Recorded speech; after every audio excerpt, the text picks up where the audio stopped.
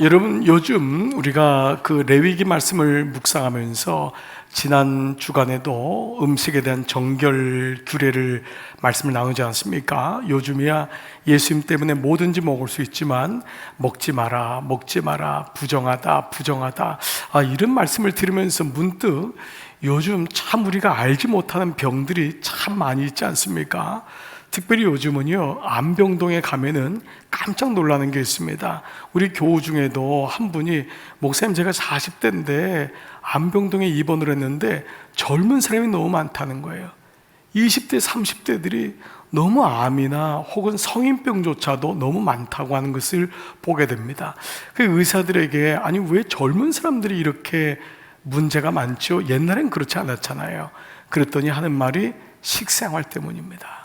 물론 이 부모로부터 어떤 패밀리 인자가 있거나 혹은 스트레스를 너무 극심하게 받은 경우도 있지만은 대부분 식생활에 오랫동안 문제가 쌓이면서 결국은 문제가 생기는 경우가 많다고 하는 것이죠. 가만 보니까 아이들이요, 여러분 한번 봐보세요. 이런 손주들이나 여러분 자녀들도 봐보세요. 초등학교 때부터 편의점 음식을 먹습니다. 거기에 얼마나 그 케미스트리가 사실 많이 들어가 있는 겁니까? 초등학교 때부터 애들 또 밥도 제대로 안 먹지요. 초등학교 때부터 중학교, 고등학교, 대학교 10대, 20대를 다 편의점 음식 먹지요. 그게 다 뭐 햄버거, 뭐 라면, 튀긴 음식, 피자, 과자, 버터, 소세지, 통조림, 아이스크림, 초콜릿, 이거 다 좀 좋아하는 것이긴 한데, 자, 여러분 어떻습니까? 이게 다 뭐지요? 피를 다 끈적거리게 만드는 거예요. 결국 다 병들이 다 뭡니까? 피의 문제에서부터 오는 것 아닙니까? 이것으로 때우고 또 먹지도 잘 않고 운동도 안 하니까 스트레스를 이길 힘이 없는 거예요. 그런데 여러분, 언제 이것이 멈춰질까요? 언제 먹지 말아야 될 것, 몸에 안 좋은 걸 뻔히 알면서도 먹는 내가 먹지 않게 되냐? 의사가 보다 못해서요, 이렇게 말합니다. 환자분, 이렇게 계속 먹으면 죽습니다. 죽습니다. 남편이나 아내가 얘기하면 잘 안 듣죠. 근데 의사가 정색을 하고 지금 보라고. 이렇게 계속 먹으면 죽어요, 죽어. 그때 여러분 깨달으면 좋은데 사실 그 얘기를 들어도 잘 깨닫지를 못하는 게 인간의 연약함입니다. 그런데 그때 깨달을 때 이것을 우리 말로 하면은 인식의 은총이라고 할 수 있습니다. 그게 들리는 거예요. 오른쪽 귓볼에 피를 발라서 귀가 들리는 거예요. 이렇게 하면 안 되겠구나. 마음의 결정이 되고 결심을 하게 돌아서게 되죠. 가만히 보니까 신앙적인 맥락도 같은 외입니다. 여러분, 하나님이 우리에게 이러면 죽어, 이건 부정해, 먹으면 안 돼 라고 하는 메시지를 들을 때 내가 그것을 이거구나, 먹지 말아야 되겠구나, 손대면 안 되겠구나, 하지 말아야 되겠구나, 안식일에 일하면 죽어. 그런데 우리 마음속에 뭐예요? 나 멀쩡히 살아있는데 자기가 죽어가는 걸 모르는 거예요. 그럴 때 우리 두 가지 중에 하나예요. 죽도록 아파보든지, 그래야지 비로소 그만두든지, 아니면은 그 말씀을 듣고 인식하여서 돌아서든지. 자, 여러분은 어느 쪽에 가깝습니까? 아파봐야지만이, 죽도록 고통을 당해봐야지만이 그때 이렇구나, 그때 그 말씀을 들을 걸, 이쪽입니까? 아니면은 평상시에 그 말씀이 자주 들려서 아니구나, 여긴 분명히 이유가 있구나, 이 말씀을 하신 이유가 있구나 하여 그런가 하여 그 말씀을 준행하는 쪽에 가깝습니까? 자, 여러분, 우리가 오늘 읽었던 레위기 본문 13장은 상당히 긴 본문입니다. 그리고 이 본문은 14장까지도 이어지고 있습니다. 바로 나병에 대한 정결 규례입니다. 자, 그렇다면 오늘 본문에 나온 이 나병은 어떤 의미일까요? 물론 나병에 대한 규례들은 1차적으로는 공동체에게 주시는 이 레위기 말씀이 공동체에게 주시는 말씀이기 때문에 이스라엘 공동체가 가나안 땅에 도착하면은 풍토병같이 너희의 피부에 심지어 나병같이 극한 피부병이 올 때에 이것이 전염되지 않기 위해서는 어떻게 될 것인가를 말씀하는 정결법입니다. 그래서 오늘 이 말씀에는 먼저 선언을 하고 선고를 하죠. 너가 이 병에 걸렸다. 두 번째는 격리를 시킵니다. 격리된 다음에도 몇 차례의 과정을 통하여 회복의 과정을 지켜보고 마침내 격리된 사람이 성전 안에 들어와서 속죄로 나병에 정결하게 된 속죄의 제사를 드릴 수 있는 길을 열었던 것입니다. 그런데 말씀드린 대로 레위기는 3400년 전에 써졌단 말이에요. 여러분, 이 말씀을 들으면서 놀랍지 않습니까? 오늘날도 여러분 지금 코로나로 인하여서 제일 처음 하는 게 무엇입니까? 격리입니다. 근데 이미 그 당시에 구체적으로 어떻게 될지에 대해서 쓴 것을 보면 참 놀라운 말씀입니다. 지금 우리가 며칠 동안 격리하죠? 일주일 격리합니다. 7일. 이미 3400년 전에 일주일을 격리할 때에 피부병이나 거기에 대한 모든 바이러스들이 해결될 것을 이미 기본적으로 말씀하고 있어요. 자, 그런데 일주일을 격리했는데도 그 병이 호전되지 않아요. 다음 5절 말씀 시작. 이래 만에 제사장이 그를 진찰할지니 그가 보기에 그 환부가 변하지 아니하고 병색이 피부에 퍼지지 아니하였으면 제사장이 그를 또 이래 동안을 가두어 둘 것이며. 자, 이래 동안 또다시 가두어 둠으로 격리함으로 공동체로부터 공동체를 보호하는 일을 했던 거예요. 자, 그런데 오늘 이 나병은요, 여러분들이 이전에 보았던 음식 정결법하고 뭐가 다를까요? 자, 음식 정결법은 내가 선택하는 거잖아요. 환경적인 거예요. 내가 쭉 보고 먹지 말라, 먹으라. 내가 보는 것이에요. 내가 외부적인 환경의 문제로 내가 선택할 수 있는 거지만 이 나병에 대한 피부병은 뭐죠?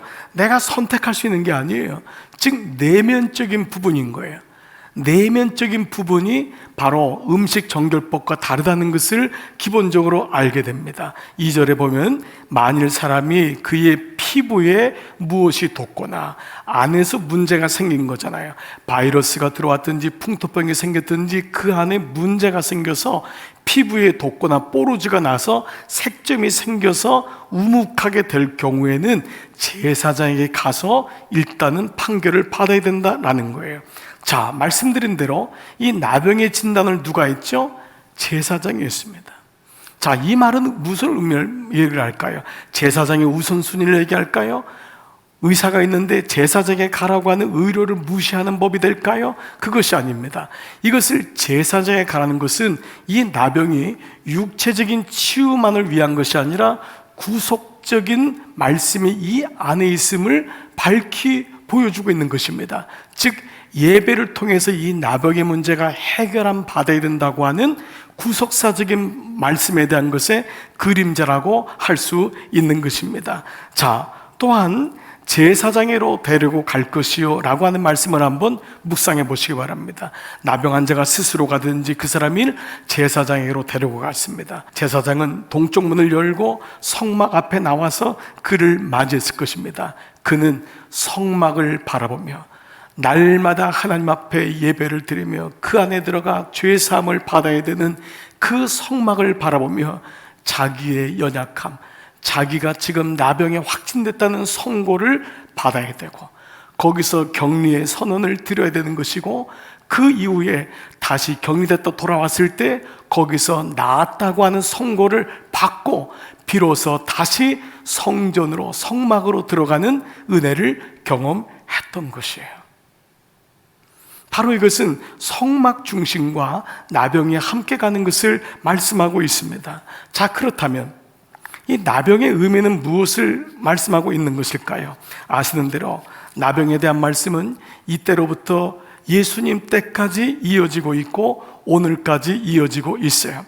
인류가 이 나병으로부터 해방된 것은 사실 불과 얼마 전입니다.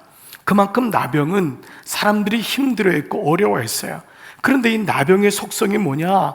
처음에는 별 대수롭지 않게 뽀드락지 같은 게 나고 색정 같은 게 나고 움푹 들어가니까 처음에는 모르는데 이것이 모든 몸을 썩게 하여 죽음에 이르게 한다는 거예요. 그래서 이것을 유대인들은 하늘의 병, 하늘로부터 온 천벌이라고 여겼어요. 그래서 히브리어로도요 이것을 짜라아트라고 했는데, 오늘 이 말씀에도 히브리 말이 짜라아트예요. 짜라아트는 뭐냐면 때려서 눕힌다 라는 뜻이 있어요. 때려서 눕힌다, 즉 하나님이 그를 때리셨다. 그래서 이것을 천벌이라고 여겼던 것입니다. 사람들은 나병 환자가 있을 때 그가 나병이라고 얘기하지 않으면 돌로 쳐 죽일 수 있었어요. 왜냐하면 하나님이 때린 사람이기 때문에.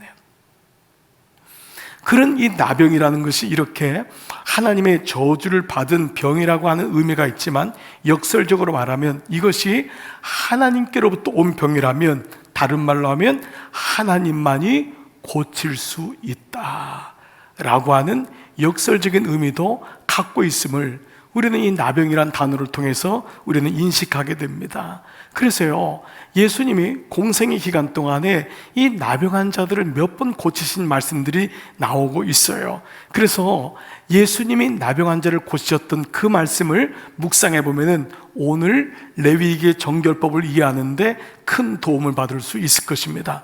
누가복음 17장 보면은 10명의 나병 환자들이 떼를 지어서 다니다가 예수님께 옵니다. 그리고 멀리서 예수님께 부르짖죠. 예수여, 다윗의 자손 예수여, 우리를 불쌍히 해주세요. 고쳐주세요. 예수님이 너무 불쌍한 것입니다. 가족들하고도 떨어지고 스스로 죽어가야 되고, 그리고 무엇보다 저주받은 자이기 때문에 성막에 들어가지를 못하는 거예요.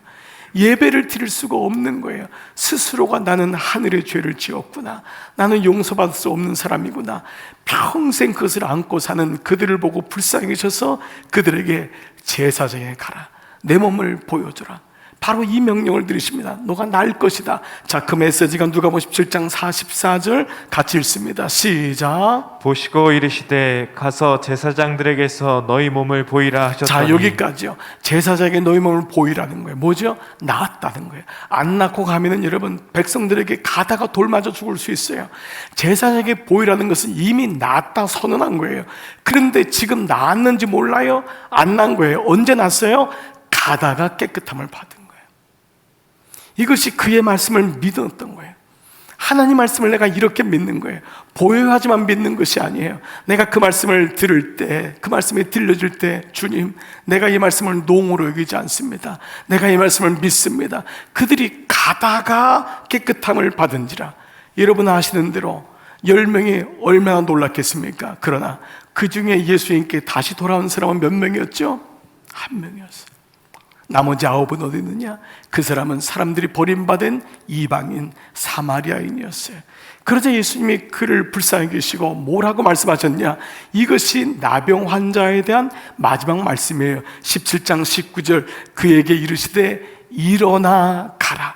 엎드려 무릎 꿇고 있는 그에게 일어나 가라. 내 믿음이 너를 구원하였느니라. 이 말씀이 왜 중요하냐면, 나병 환자는 고침을 받지 않으면 무릎을 꿇을 수가 없어요. 무릎 꿇으면 다 날아갑니다. 그는 서 있어야 되고 누워서 자야 되는 거예요. 근데 그가 무릎을 꿇었다는 건 뭐예요? 그가 나음을 입었던 거예요. 그래서 그의 손을 붙잡고 일어나라, 가라, 내 믿음이 너를 구원하였도다. 이 구원은 육체의 구원이 아니라 바로 죄의 구원이에요. 당연히 원어도 그렇고요. 너가 죄가 사하여졌다. 예수님은 나병만 고쳐준 것이 아닙니다. 일어나 가라, 내 믿음이 너를 구원하였도다. 이 말씀을 하심으로 나병 속에 갇혀졌던 그의 영혼까지도 구원하셨음을 말씀하고 있습니다. 그런데 누가복음 5장에는 또 나병에 대한 기사가 한 번 더 나옵니다. 누가복음 5장에 보면 그 나병을 주님이 고치십니다. 그때 누가복음 5장 14절, 아무에게도 이르지 말고 제사장에게 내 몸을 보이고 또 내가 깨끗하게 됨으로 인하여 모세가 명한 대로 예물을 드려 그들에게 다 갖춰 입증하라 하셨더니. 여기 왜 입증하라가 칼라로 되어 있을까요? 이 단어가 입증이란 말이 테스티모니인데, 이 말은 법적 용어입니다. 너가 무죄임을 증거하라. 너가 죄가 없음을, 더 이상 너는 천벌받은 자가 아니다. 하나님은 그러한 자도 아니고, 너가 죄가 없음을 테스티모니, 입증하라. 그래서 이 형벌, 이 이 법정 용어로 법관이 너는 더 이상 죄가 없다, 이것을 너가 가서 제사장에게 스스로 보임으로 하나님 앞과 사람들 앞에, 백성들 앞에서 보여라, 입증하라. 이것이 바로 테스티모니 단어를 말씀하고 있습니다. 무슨 말입니까? 나병은 예수님이 아닌 곳에는 고침받을 수 없는 병이며, 그 예수님은 나병의 흉측한 육체적인 고통만이 아니라 정말 치명적인 병인 그의 죄까지도 구원하셨음을 오늘 이 말씀을 통해 보여주고 있는 것입니다. 그러면 레위기에서 말하는 나병은 육체적인 병만이 아님을 예수를 통해서 알게 되었습니다. 바로 치명적인 죄입니다. 이 치명적인 죄, 죄의 삭은 사망인데 우리가 어떻게 주님 앞에 갈 수가 있습니까? 어떻게 우리가 영원한 생명을 얻을 수 있습니까? 근데 오늘 말씀에 뭐라고 하죠? 제사장 앞에 나와라. 이 말은 사람 제사장이 아니라 성막 앞에 가 너가 그렇게 그리워하고 예배드리던 그 하나님을 바라보라. 그에게만이 구원이 있도다. 바로 이 말씀을 우리에게 주시는 것입니다. 그래서 레위기에 있는 마지막 13장 45절에서는요, 부정하다 부정하다, 내가 죄가 있는 자입니다. 내가 그렇게 나병 같은 죄가 있는 자입니다. 이 고백을 하는 자에게 구원이 열리고 그에게 마침내 지성소까지 들어갈 수 있는 은혜가 열림을 말씀하고 있습니다. 여러분 아시는 대로 나병은 자신이 모르고 3년, 자신이 알고 3년, 남이 모르고 3년, 남이 알고 3년이라는 말이 있습니다. 그만큼 깊이 숨겨져 있기 때문에 자기도 모르고 사는 것이 나병이라고 합니다. 언제 아냐? 코가 떨어질 때 나병이구나. 입술이 떨어질 때 이게 나병이구나. 손가락의 마디가 떨어질 때, 무릎의 관절이 떨어질 때 이게 나병이구나. 그만큼 나병은 깊이 잠복해 있습니다. 죄는 이와도 마찬가지입니다. 겉으로 드러나지 않았다고 해서 내가 죄가 없습니까? 나는 법을 지킨다고 해서 나는 죄가 없습니까? 내 안에 숨겨져 있는 죄가 얼마나 많이 있습니까? 내 안에 깊이 도사리고 있으면서 기회를 못 찾을 뿐이지, 남들이 모를 뿐이지, 배우자가 모를 뿐이지, 아이들이 모를 뿐이지, 내 안에 숨겨진 깊은 곳에 죄가 잠복하고 있습니다. 또한 나병은 한참 동안 떨어져 나갈 때까지도 고통이 없습니다. 심지어는 떨어져 나가는데도 고통이 없습니다. 여러분, 이게 좋은 걸까요? 그렇지 않습니다. 고통이 있어야지 살아있는 것입니다. 침을 찔러가지고 찌를 때 아파, 이래야지 살아있는 것입니다. 때리는데도 몰라요. 아파야지 정상입니다. 하나님 말씀을 들릴 때 아파야 됩니다. 내 영혼이 아파야 되는데 오늘날 많은 그리스도인조차도 아프지 않습니다. 그 말씀은 양날에 선 검 같아서 찌르고 잘라야 되는데 아프질 않는 것입니다. 오늘 이 말씀을 들을 때 여러분이 위로만 받으시면 안 된다고 매번 말씀을 드립니다. 여러분, 수술은 아파야 됩니다. 도려내야 됩니다. 심지어 마취를 해도 깨어나면은 몸이 잘라지는 것처럼 아픈 것입니다. 그래야지 생살이 돋습니다. 하나님 말씀도 마찬가지입니다. 그때 그 말씀을 농으로 여기면 말씀이 스쳐 지나갑니다. 그러나 그 말씀을, 하나님 주시는 말씀을 여긴다면 말씀을 들을 때 아파야 돼요. 내 영혼이 아픔을 느껴야 돼요. 이럴 때 그 말씀이 있고 내 영혼이 살아있다는 것입니다. 그러나 나병은 불쌍하게도 몰라요. 아픈 것을 모르는 것입니다. 정령 죽으리라고 했지만 설마, 농오력입니다. 자녀들에게 어머니 아버지가 교회 나가야 된다, 예배 안 드리면 죽어. 아이들이 아이고 아빠, 나 멀쩡하게 살아있는데 무슨 말씀이세요? 그 아이는 죽음이 뭔지를 모릅니다. 진짜 죽는다. 주님이 말씀하셨어. 그 말씀을 농으로 여깁니다. 소돔과 고모라에서 나오라고 했는데 그 말씀을 사위들은 농담으로 여겼습니다. 롯의 아내는 그 말씀을 받아들였지만은 뒤에 있는 것이 더 좋았습니다. 나올 때 뒤돌아보지 말라고 했는데 뒤를 돌아봤습니다. 소금기둥이 되었도다.